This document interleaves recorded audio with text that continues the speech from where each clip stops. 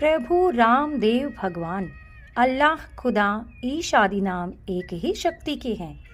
वह कौन है, कैसा है, कहाँ रहता है, किसने देखा है, यह प्रश्नवाचक चिन्ह पूर्ण रूप से हटाने के लिए अवश्य सुनिए जगत गुरु तत्वदर्शी संत रामपाल जी महाराज के अनमोल अमृत वचन, सभी पवित्र धर्मों के पवित्र शास्त्रों के आधार पर।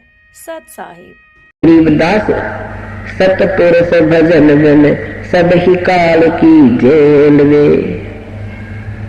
एक पुण्य करने वाला है, बड़ा धार्मिक व्यक्ति है, बहुत अच्छी बात है। एक पाप ही पाप कर रहा है और एक कति कंगाल सोम सोने दान नहीं करता। कहते जो पुण्य करता है, जिसको पूर्ण संत नहीं मिला, पूर्ण शास्त्र विधि अनुकूल साधना नहीं मिली, और न करता पाप और करता है पाप, वो दोनों बराबर है। पुण्य करता है, नहीं करता है, ये सारे बराबर हैं। कैसे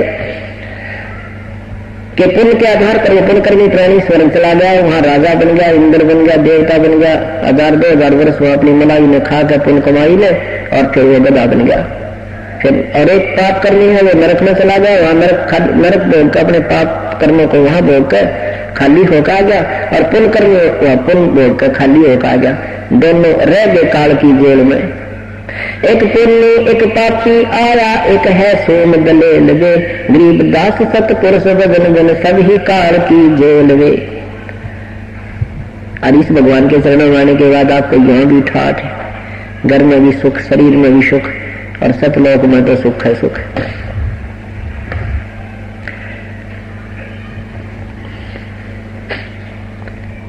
भक्ति बिना नरखर एक है, जिन हर पद नहीं जाना, पार ब्रह्म की परख नहीं रे, पूज मरे पाषाण। भक्ति भी करने लगे, देखम देखा लगे हुए हैं अनजान संतों के आधार से, फिर ये पत्थर पूज कर मर गए, शास्त्र साधना करते रहे। पार ब्रह्म, एक पर ब्रह्म होता है, एक पार ब्रह्म, एक ब्रह्म। ब्रह्म ये ज्योति निरंजन काल है, जिसके 21 ब्रह्मांड है, और पर ब्रह्म ये 7 संग, इससे नेक्स्ट भगवान दूसरा 7 संग ब्रह्मांड का मालिक ये पर ब्रह्म है। और पार ब्रह्म कहो जैसे पूर्ण ब्रह्म कहो, वो पूर्ण परमात्मा सतपुरुष है। पार माने सब तो पार, परला पार, सबसे पहले पार, सबसे पहले पार ऊपर सतलोक में, वो परमात्मा पार ब्रह्म है, वो सतपुरुष है। तो क्या कहते हैं, भक्ति बिना नरखर एक है, जिन हर पद नहीं जाना, पार ब्रह्म की परख नहीं रे, पूज मरे पाषाण।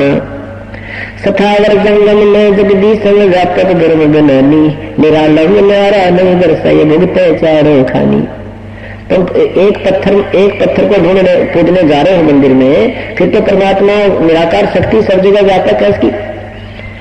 अब देखो सूर्य का प्रकाश सब जगह गिरा है, और सूर्य के प्रकाश की तलाश अंधा आदमी, और क्यों तक पहाड़ पे पूजन लगा थोड़ा गर्म गर्म सा यहाँ पर, अरे नादान कहेंगे, तो वो तो सब जगह ही है। उससे ऊर्जा ग्रहण करने का जो तरीका है वो ग्रहण करो, फिर उसकी ऊर्जा प्राप्त करो। जैसे आजकल ये सौर ऊर्जा का इंस्ट्रूमेंट बना हुआ है, उसमें छटका डाले, कितना भर ले उसको, वो उससे ऊर्जा प्राप्त हो जाए। ऐसे सत भक्ति रूपी ऊर्जा ग्रहण करने के लिए एक इंस्ट्रूमेंट जो वास्तविक होता है वो लगाइए, अर्थात ये सत भक्ति कीजिए, प्रभु वाली शक्ति का लाभ लीजिए।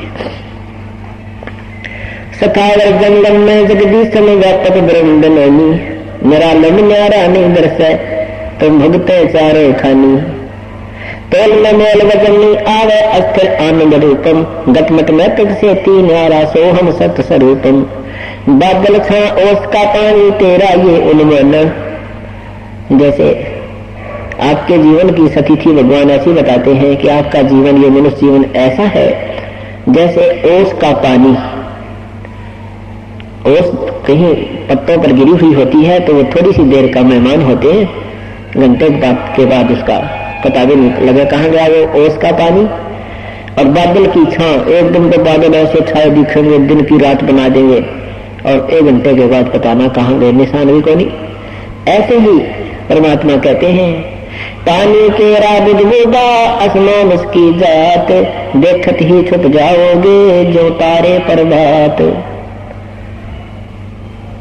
क्या बताते हैं, परमात्मा के साथी हमारे चले गए, हम भी चलन हारे, कोई कागज में बाकी रही तात लगी है वार। कि कोई कागज में बाकी है इसलिए तुमने सोच रहे हो अमीबा को ना मरे, अपनी मृत्यु को ना। जो बेचारे जाते हैं किसी कार्यवश यात्रा कर रहे होते हैं, शीघ्र ही वापस आना होता है और रास्ते में दुर्घटनाग्रस्त हो जाते हैं, जीवन से हाथ धो बैठते हैं। क्या वो ये सोचकर गए थे कि हम नहीं मरेंगे? वो भी यही सोच रहे थे हम अभी नहीं मरेंगे।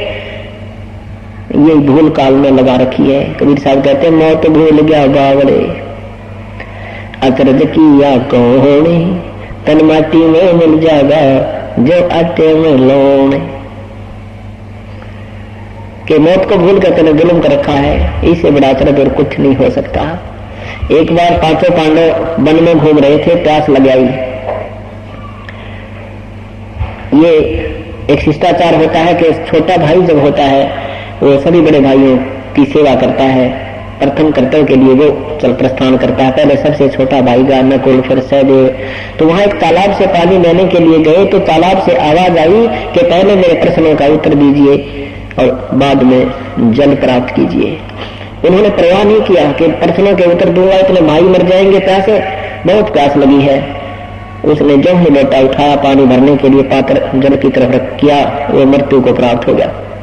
कुछ देर के बाद सहदेव गया, फिर उसके बाद उसने भी ऐसा ही किया, नहीं परवाह की उसकी आकाशवाणी की, वो भी मर गया। फिर अर्जुन भीम गया, फिर अर्जुन भी मर गया। इसी स्थिति में युधिष्ठिर जाता है बाद में। युधिष्ठिर गया तो उसने भी सोचा भाई तो मरे लिए तो भी आप भी मैं भी मरने वाला हूँ, प्यास बहुत है, लगता है ये भी प्यासे मरे होंगे। उसने भी पानी पीने के लिए जो ही तालाब की तरफ हाथ किया तो आकाशवाणी की कि मेरे प्रश्नों का उत्तर दो पहले, बाद में पानी जल ग्रहण करना, नहीं तो तेरी हालत भी तेरे भाइयों जैसी हो जाएगी। युधिष्ठिर ने कहा कि प्रश्न करो कि संसार में सबसे बड़ा अचंभे की बात कौन सी है। युधिष्ठिर ने उत्तर दिया कि सबसे बड़ा अचंभा यह है कि हम रोज दुनिया को मरते देखते हैं, अपनी चिंता कभी नहीं करते, इससे बड़ा अचंभा और कुछ नहीं हो सकता। तो यह परमात्मा भी कहते हैं कि मौत भूल गया बावड़े, इतना खर्च किया कौन, तन माटी में मिल जाएगा जो आटे में लो। बादल छा ओस का पानी तेरा ये उन्मन, हाथ पटन कृत्रिम सब झूठा ये रंचक सुख लपटाना। हाथ है आटी, हाथ है ये आटी वाली दुकान। पटन अगर तुझे ये नगर तो अपना मानना, मैं इस गांव का हूं, ये मेरा शहर है, ये मेरा राज्य है, कहते हैं ये तो झूठा सुख लिपटाना, रिंचक सुख लिपटाना। कति सब झूठ है भाई, ये कर्म सब झूठा, ये रिंचक सुख लिपटाना। तुझे यहाँ फंसाने के लिए ऐसा था, तुझे सुख नजर आ रहा पर ये सुख है, सुख नहीं है।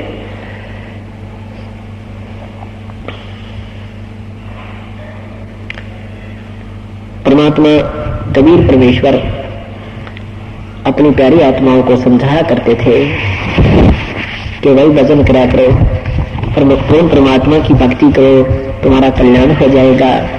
लेकिन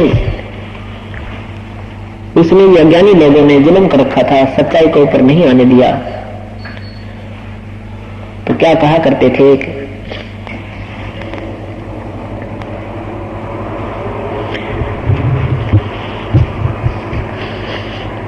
शास्त्र में साधना करने वालों को परमात्मा धमकाया करते थे, कहा करते थे, समझाते थे।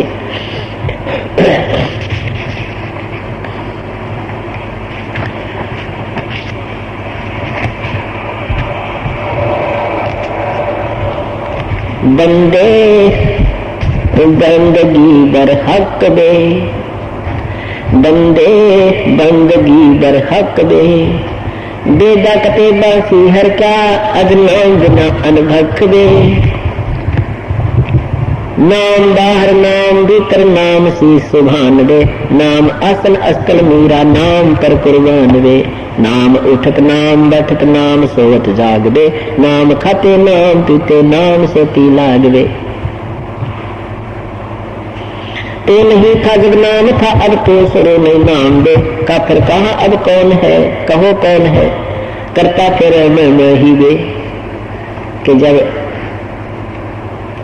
परमात्मा की भक्ति करो, ये बुराइयां छोड़ दो और केवल इन किताबों को पढ़ने पढ़ाने मात्र से ही बात नहीं बनेगी, जैसा उन्होंने कहा वैसा करो। आप भक्ति भी करते हो और जो कि तो आकर भी लो कि लो, ऐसे ही अभिमान भरा पड़ा है, मेरा इतना कोठी है, मेरा इतना मकान है, मैंने 4 फैक्ट्री ला रखी है और मैं राजा हूँ, मैं फलाना हूँ, मैं न्यू कर दूं। परमात्मा कहते हैं भक्ति करने वाले में मैं शब्द प्रयोग नहीं होगा, उस दिन आपकी भक्ति चल पड़ेगी। जिस दिन आपको ये कहना बंद कर दोगे मैं कर रहा हूँ, आपके आत्मा भूल जाए, मन भूल जाएगा, न्यू कहना मैं हूँ, तो आपकी भक्ति प्रारंभ हो चुकी है। नहीं तो क्या बताते हैं,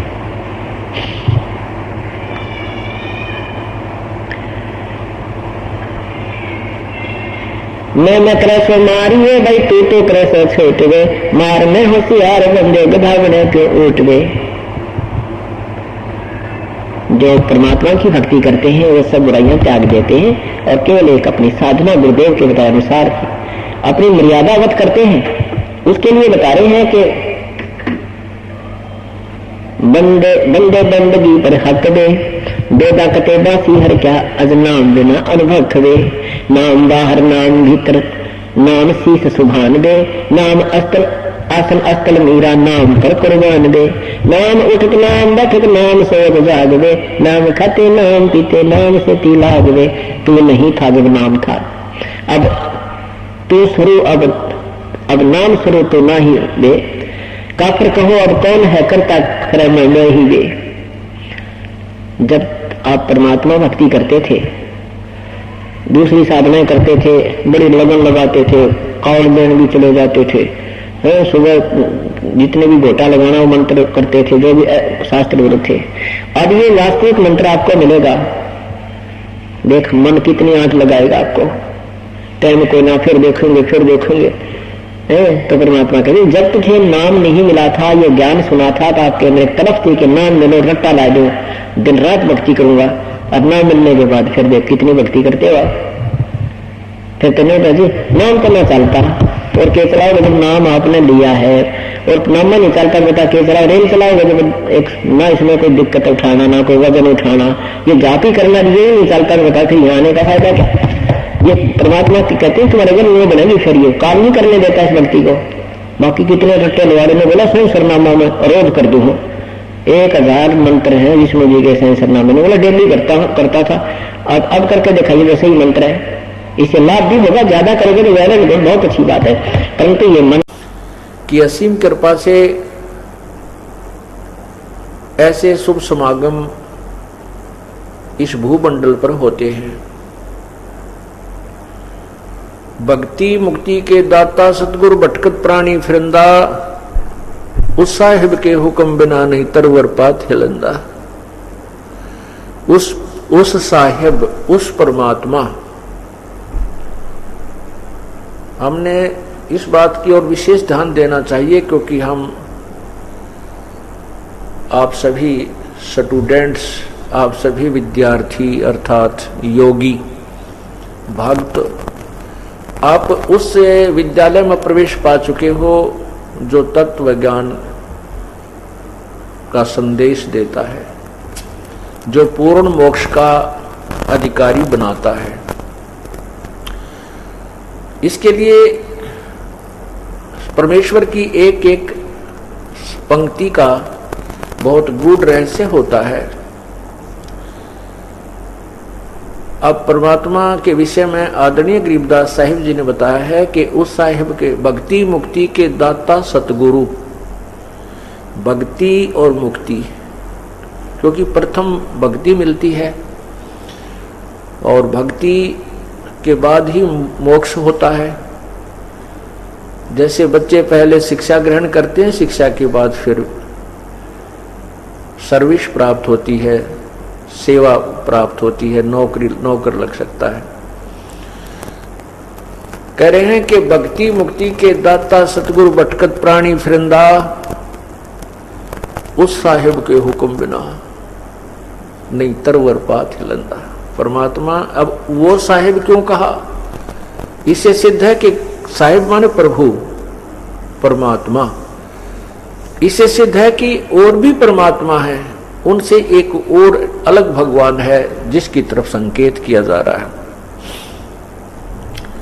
नहीं तो सीधा भी बोल सकते थे साहिब के हुक्म बिना नी तरवर पात लंदा। उस साहिब, क्योंकि इसका महत्व इसलिए है, हमारे सदग्रंथों में एक विशेष विवेचन है। जैसे पवित्र गीता जी अध्याय नंबर 7 के श्लोक 29 में गीता ज्ञानदाता प्रभु ने कहा है कि अर्जुन, जब तुझे जो मैं ये ज्ञान गीता शास्त्र तुझे सुना रहा हूं, जो व्यक्ति इसको आधार मानकर तत्वदर्शी संत की तलाश कर लेता है, जिसकी तरफ मैंने अध्याय नंबर 4 के श्लोक 34 में कहा है, उसके आधार से जब वो तत्वदर्शी संत से मिल लेता है, उसके पश्चात उसको, जिस व्यक्ति को पूरा आध्यात्मिक ज्ञान हो जाता है और सभी आध्यात्मिक कर्मों से वो परिचित हो जाता है और मुझसे भी परिचित हो जाता है, मैं कौन हूं, फिर और उस परमात्मा से भी परिचित हो जाता है, तत्परम से, तब वो प्राणी यहां इस संसार की किसी भी वस्तु की इच्छा नहीं रखता। वो केवल मोक्ष ही मांगता है, जन्म और मृत्यु से छुटकारे की ही प्रार्थना करता रहता है। गीता जी अध्याय नंबर 7 के 29वें श्लोक में ये विवरण है जो अभी आपको सुनाया। और गीता जी में कुल 7वें अध्याय के 30 श्लोक हैं। ये समाप्त हुआ। उसके बाद 8वें अध्याय के प्रथम श्लोक में ही अर्जुन ने क्वेश्चन कर दिया कि हे परमात्मा, जिस तत्ब्रह्म के विषय में आपने अभी 7वें अध्याय के 29वें श्लोक में कहा है कि उस परमात्मा को जानने के पश्चात और मेरे द्वारा दिए गए ज्ञान के ऊपर आश्रित हो जाने के पश्चात जिसको तत्व ज्ञान प्राप्त हो जाता है, वो सभी आध्यात्मिक ज्ञान से परिचित हो जाता है, उसके पश्चात वो जन्म मृत्यु से ही छूटने की चेष्टा करता है, यहाँ की किसी वस्तु की इच्छा नहीं करता। वो तत्ब्रह्म कौन है? कौन है वो परमात्मा? 8वें अध्याय के 3रे मंत्र में श्लोक में गीता ज्ञानदाता ने उस परमात्मा के विषय, उस साहिब के विषय बताया है। वो परम अक्षर ब्रह्म है। 3 परमात्मा गीता जी के अध्याय नंबर 15 के मंत्र 16 और 17 में क्लियर कर रखे हैं। उनमें स्पष्ट है, एक क्षर पुरुष, एक अक्षर पुरुष। क्षर पुरुष होता है, क्षर ब्रह्म भी कहते हैं उसको, एक अक्षर ब्रह्म भी कहते हैं। क्षर पुरुष कहो, उसको क्षर ब्रह्म कहो। पुरुष माने ब्रह्म माने एक ही अर्थ होता, साहिब कहो। तो क्षर पुरुष ये ब्रह्म है जिसको ज्योति स्वरूपी निरंजन कहते हैं, और अक्षर पुरुष ये परब्रह्म है, पर ब्रह्म, अक्षर ब्रह्म भी कहते हैं इसको, अक्षर ब्रह्म। और तीसरा है परम अक्षर ब्रह्म, परम अक्षर पुरुष। पुरुष कहो, ब्रह्म कहो, साहिब कहो, राम कहो, गॉड कहो, खुदा कहो, अल्लाह कहो। अब ब्रह्म माने भगवान होता है, प्रभु होता है, इसलिए परब्रह्म बोलना, कहना पड़ा कि ये जो ब्रह्म यहाँ प्रचलित है, जिस प्रभु से यहाँ के ऋषि महर्षि परिचित रहे हैं, उससे अलग एक और प्रभु है, उसको परब्रह्म कहा। उस परब्रह्म से भी अन्य और परमात्मा है जो फुल फ्लेज गॉड है, वो कंप्लीट गॉड है, ऑलमाइटी गॉड, जिसको सर्वशक्तिमान प्रभु कहते हैं, वो परम अक्षर ब्रह्म है। तो वही परम अक्षर ब्रह्म अर्थात पूर्ण परमात्मा, पूर्ण ब्रह्म, उसके विषय में बताया है कि वो परम अक्षर ब्रह्म है और उसी की भक्ति से इस जीव का पूर्ण मोक्ष होता है। जैसे गीता ज्ञान दाता ने स्वयं कहा है 18वें अध्याय के 62वें श्लोक में कि हे अर्जुन, तू सर्वभाव से उस परमात्मा की शरण में जा, जिसकी कृपा से तू परम शांति और शाश्वत स्थान अर्थात सत्य लोक को प्राप्त होगा।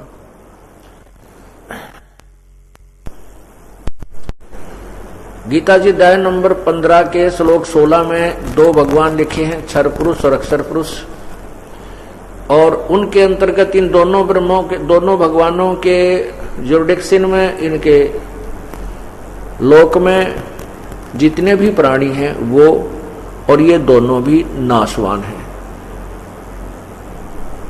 जैसे ब्रह्म के 21 ब्रह्मांड हैं, क्षरपुरुष के, और परब्रह्म के जो हैं वो 7 शंख ब्रह्मांड है, नील पद्म शंख 7 शंख, और परम अक्षर ब्रह्म के असंख्य ब्रह्मांड हैं बिना गिनती के, अर्थात जो जिनके अंतर्गत ये 21 ब्रह्मांड क्षर पुरुष के और 7 शंख ब्रह्मांड अक्षर पुरुष के, ये भी इंक्लूड हैं। उन सब के ऊपर और इनके असंख्य ब्रह्मांडों के ऊपर एक कुल मालिक है, वो परम अक्षर ब्रह्म है। उसके विषय में गीता जी अध्याय नंबर 15 के श्लोक 17 में प्रमाणित किया है कि उत्तम पुरुष है तू अन्य परमात्मा इति उदाहरते। वो उत्तम पुरुष, वो परम अक्षर ब्रह्म तो इन ऊपर वर्णित गीता जी के अध्याय नंबर 4 के श्लोक 24 में लिखा है कि जिस यज्ञ में अर्पण अर्थात शुरुआती ब्रह्म भी ब्रह्म है, हवन किए जाने योग्य द्रव्य है वह भी ब्रह्म है। ये इन्होंने वैसे अनुवाद ठीक नहीं कर पाए, क्योंकि परमात्मा ने अध्याय के 25वें श्लोक में लिखा है कि कुछ योगी जन अर्थात साधक देवताओं के पूजन स्वरूप यज्ञ को ही भली भांति अनुष्ठान किया करते हैं। अब देखिएगा साथ ही साथ आप आंखों से भी पढ़िए। ये है श्रीमद् भगवत गीता और गीता प्रेस गुरु से प्रकाशित है, अध्याय नंबर 4 और इसके श्लोक 25 से यहां लिखा है कि दूसरे योगी जन, कुछ तो यह आपने पहले पढ़ा कि कुछ कहते हैं कुछ कहते हैं। दूसरे योगी जन देवताओं के पूजन रूप यज्ञ का ही भली भांति अनुष्ठान किया करते हैं। अन्य योगी जन परब्रह्म परमात्मा रूप अग्नि में अभेद दर्शन रूप यज्ञ के द्वारा ही आत्म रूप यज्ञ का हवन किया करते हैं। अब ये देखिएगा, अन्य योगी जन श्रोत्रादि समस्त इंद्रियों को संयम अग्नि में हवन किया करते हैं। दूसरे योगी जन शब्द आदि समस्त विषयों को इंद्रिय रूप अग्नि में हवन किया करते हैं। दूसरे योगी जन इंद्रियों के संपूर्ण क्रियाओं को, प्राणों की समस्त क्रियाओं को ज्ञान से प्रकाशित आत्म संयम योग रूप अग्नि में हवन किया करते हैं। कई साधक, कई पुरुष द्रव्य संबंधी यज्ञ करने वाले हैं, कितने ही तपस्या रूप यज्ञ करने वाले हैं। दूसरे कितने ही योग रूप यज्ञ करने वाले हैं, कितने ही करने वाले हैं।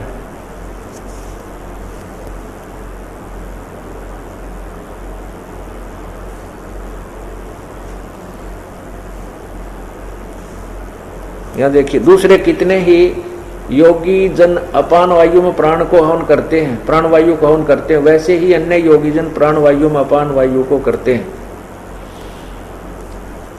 अन्य कितने ही नियमित आहार करने वाले प्राणायाम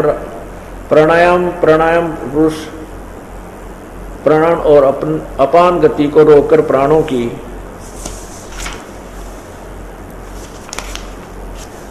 प्राणों में ही हवन किया करते हैं। ये सभी साधक यज्ञों द्वारा पापों का नाश कर देने वाले यज्ञों के जानने वाले हैं। अब 31 देखना, हे कुरुश्रेष्ठ, यज्ञ से बचे हुए अमृत का अनुभव करने वाले योगीजन सनातन ब्रह्म यानी पूर्ण परमात्मा को प्राप्त होते हैं। यज्ञ न करने वाले पुरुषों के लिए तो यह मनुष्य लोक भी सुखदायक नहीं है और परलोक तो कैसे ही सुखदायक हो सकता है। अब 32 में कमाल किया है, जो दास आपको एक, क्योंकि अन्य रहस्य देना चाहता है।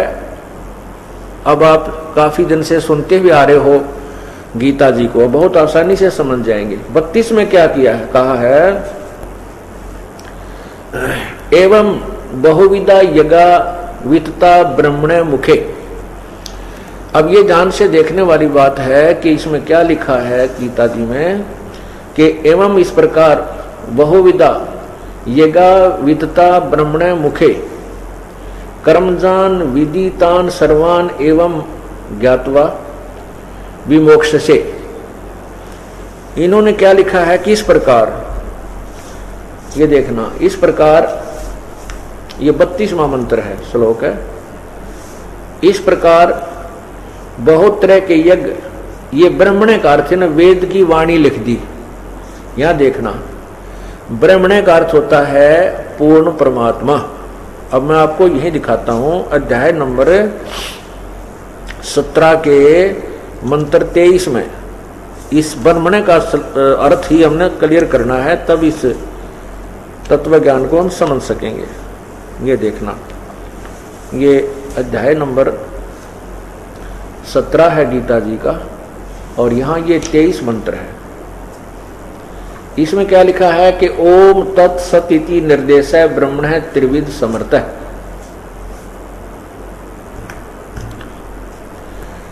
अब ब्रह्मणे का अर्थ देखिएगा, ओम तत्सत, ऐसा यह 3 प्रकार का ब्रह्मणे माने सच्चिदानंद घन ब्रह्म का। ब्रह्मणे का अर्थ देखिएगा, हमने अपनी तरफ से कुछ नहीं लेना, इन महापुरुषों के द्वारा किए अनुवादों को ही, अर्थों को ही यथार्थ स्थान पर रखना है, जिससे अनुवाद सही बन जाएगा। ये देखिएगा, ब्रह्मणे माने सच्चिदानंद घन ब्रह्म, अर्थात गीता ज्ञान दाता से कोई और परमात्मा है, गीता ज्ञान दाता से अन्य परम है। तो अब ब्रह्मणे यहां देखो,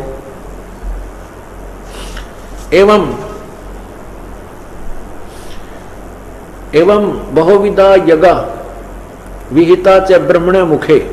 मुखे माने मुख से, मुख के द्वारा, और ब्रह्मणे माने सच्चिदानंद घन ब्रह्म के द्वारा।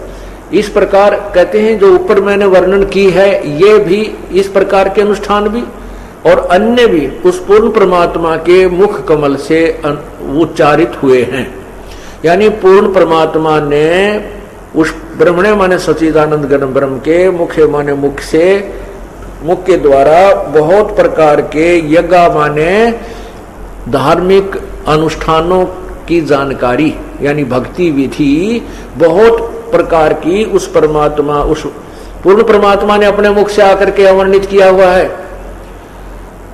और उन सब कर्मों को तू जानकर मोक्ष को प्राप्त होगा, इसका ये अर्थ बनता है। इन्होंने क्या लिखा है, अनुवाद गलत कर दिया इन्होंने। इस प्रकार बहुत तरह के यज्ञ, इन्होंने ब्रह्मणे का अर्थ वेद लिख दिया। वेद की मुखे माने वाणी में। अब इसका ये अर्थ है कि परमात्मा पूर्ण ब्रह्म, पूर्ण ब्रह्म परमात्मा ने ब्रह्मणे मुखे, पूर्ण परमात्मा के मुखारविंद से उच्चारी तत्व ज्ञान रूपी उस मुख्य ज्ञान में उस प्रभु ने, पूर्ण परमात्मा ने सब प्रकार के, यानी सब प्रकार के जो भक्ति विधि का वर्णन किया हुआ है। अब 33 और 34 में निर्णय होता है कि उस ज्ञान को जो उस पूर्ण परमात्मा ने अपने मुख कमल से बोला है, अर्थात वो सब संवेद कबीर वाणी, उसकी उस ज्ञान को समझने के लिए तू तत्वदर्शी संतों की शरण में जा।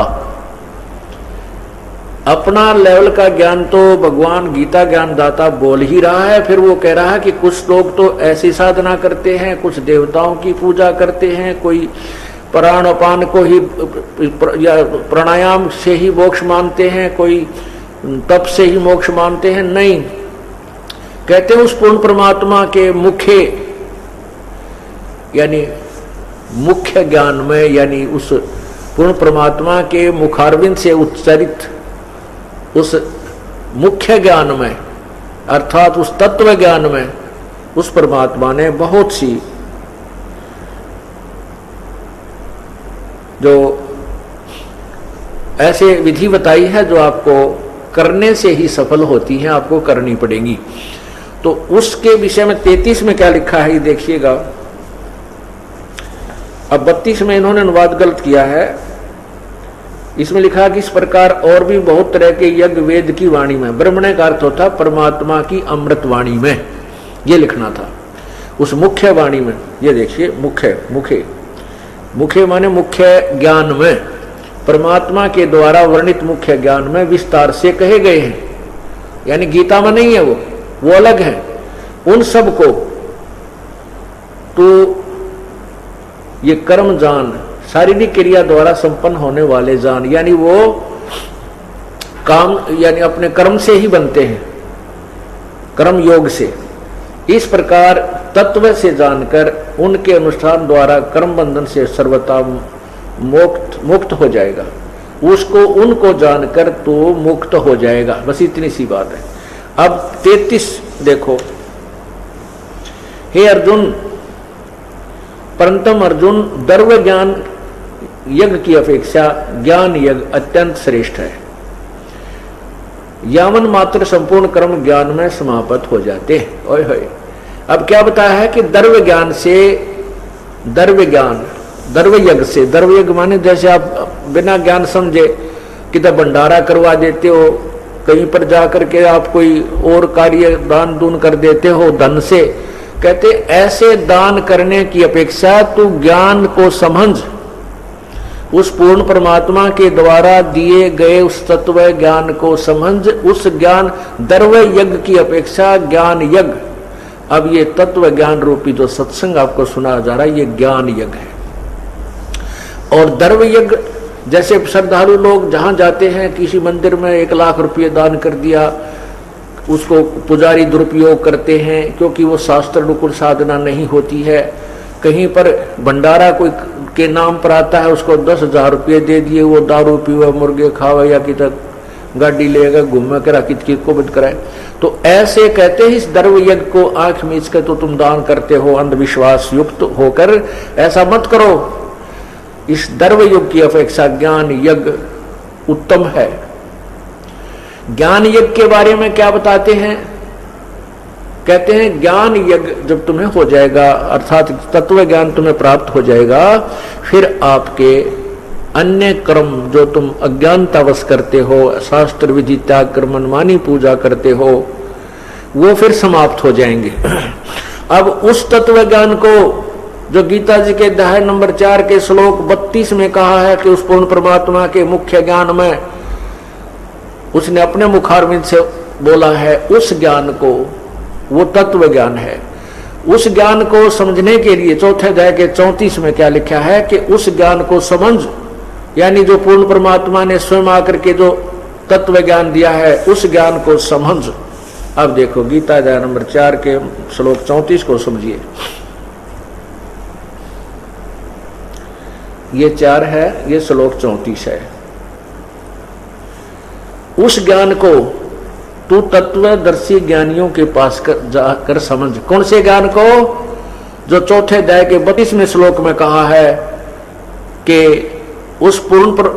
इस प्रकार उस बहुत से भक्ति की विधि उस पूर्ण परमात्मा के मुखारविंद से उच्चरित उस वाणी में अर्थात अमृत वाणी में विद्यमान है, उनको समझ। तो उस ज्ञान को समझने के लिए तू तत्वदर्शी संतों के पास जा। गीता जी से अलग कोई ज्ञान है। उस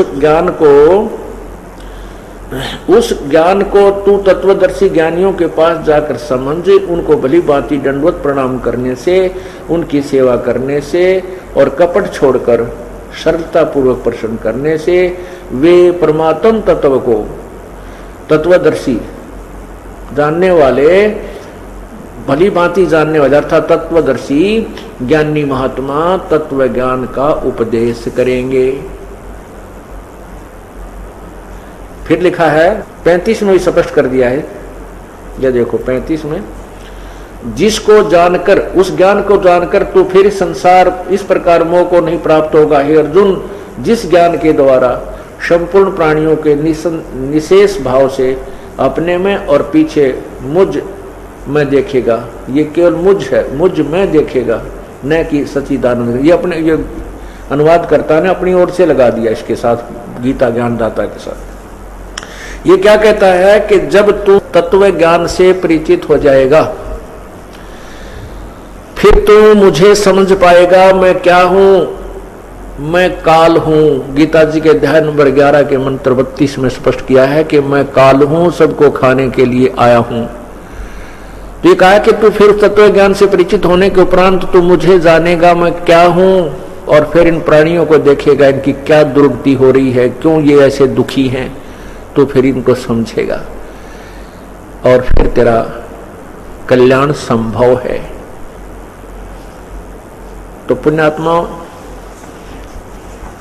हमने जो लोक वेद सुना है, अभी तक जो पवित्र हिंदू धर्म के अंदर जो हम ज्ञान ग्रहण किए हुए हैं, वो अपने सदग्रंथों के भी विपरीत है। पवित्र गीता जी से भी वो गीता के अनुवाद करता व गीता के आधार से ज्ञान प्रचार करता भी परिचित नहीं थे।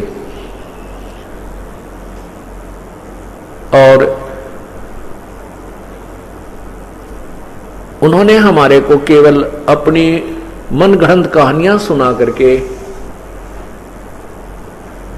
व्यवस्थित किया हुआ था,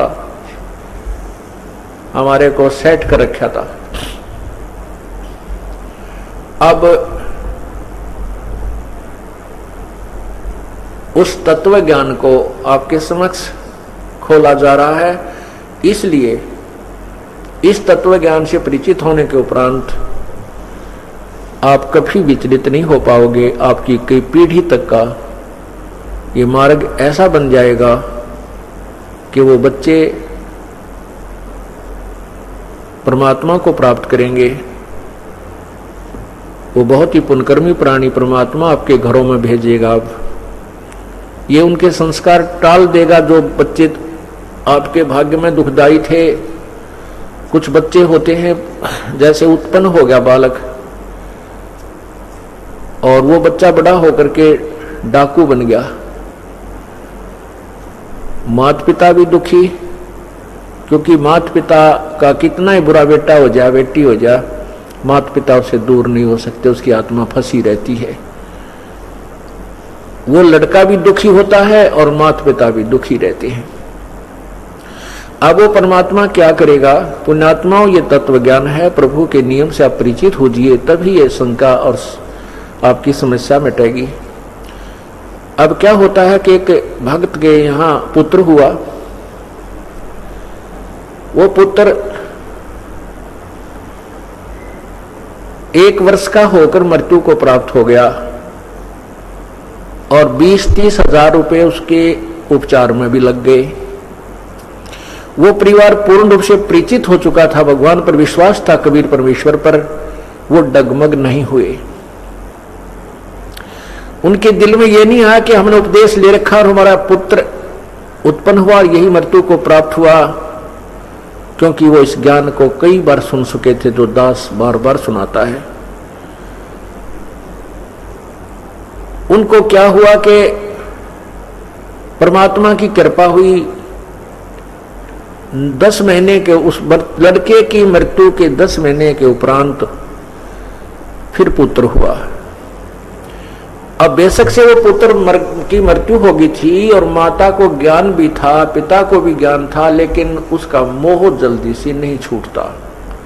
माँ बहुत रोया करती थी, उसको याद भी करती थी, लेकिन विश्वास परमात्मा में ये था कि भगवान जो करता है वो गलत नहीं करता। हमारे प्रभु ने जब ये मंजूर था तो ये हमारे लिए गलत नहीं हो सकता, लेकिन मेरे बस की बात नहीं कि मैं बेटे के मोह को भुला सकूं।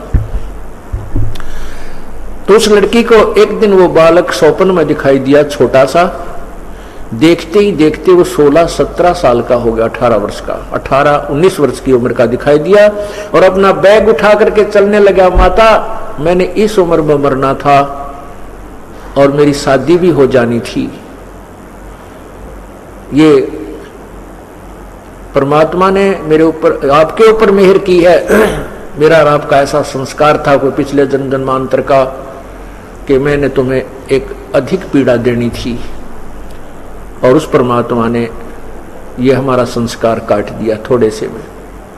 उसके बाद उस माँ का रोना भी बंद हो गया। उसने खुद आकर के उस बहन ने बताया, जी ऐसे ऐसे वो लड़का मुझे दिखाई दिया।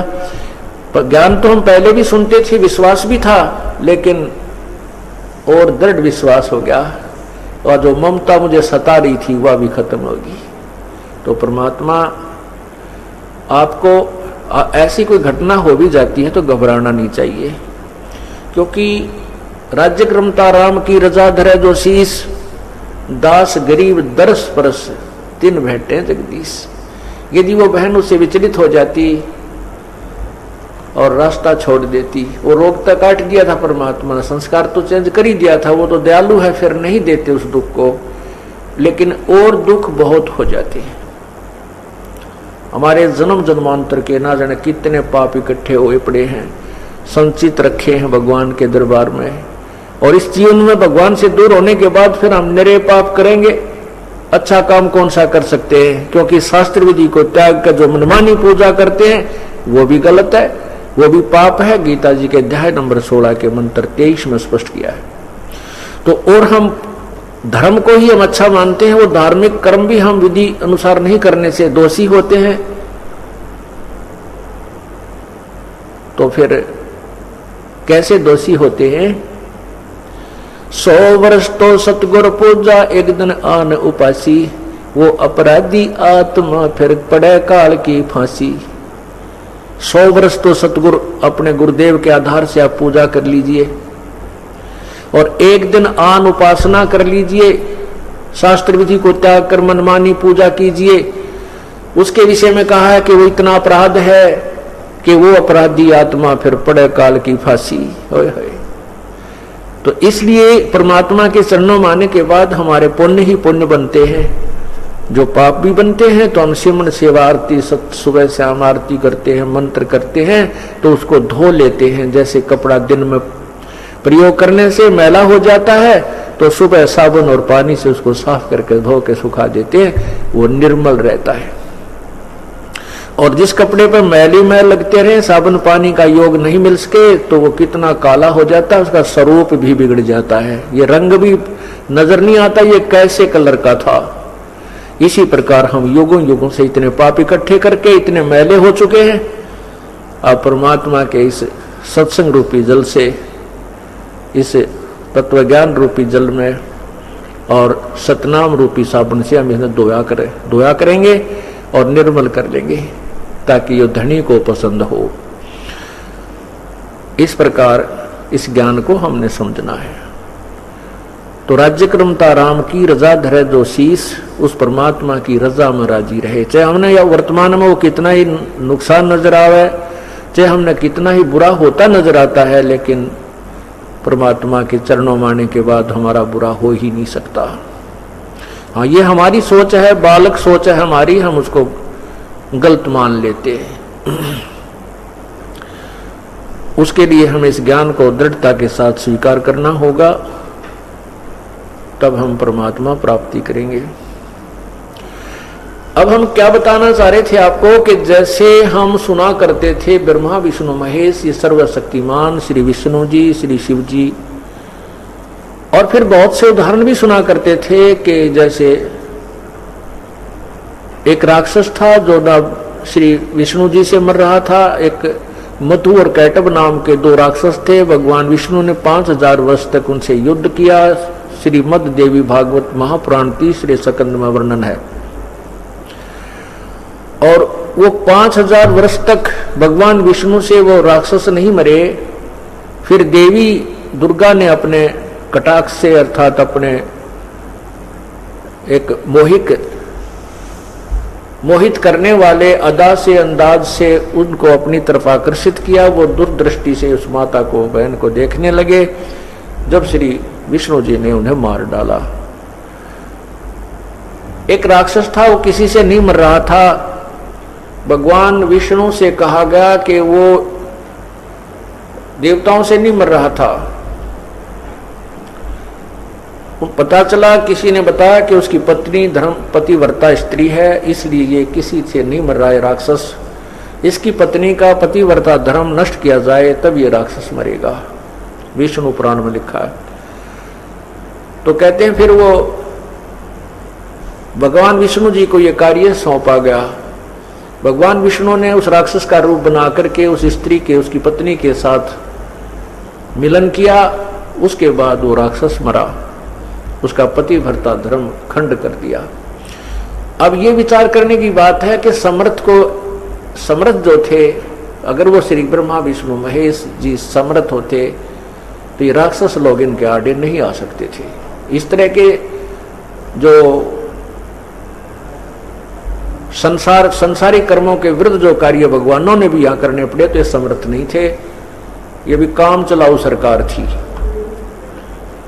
लेकिन इनको हमें अजरो अमर सर्वशक्तिमान कुल के मालिक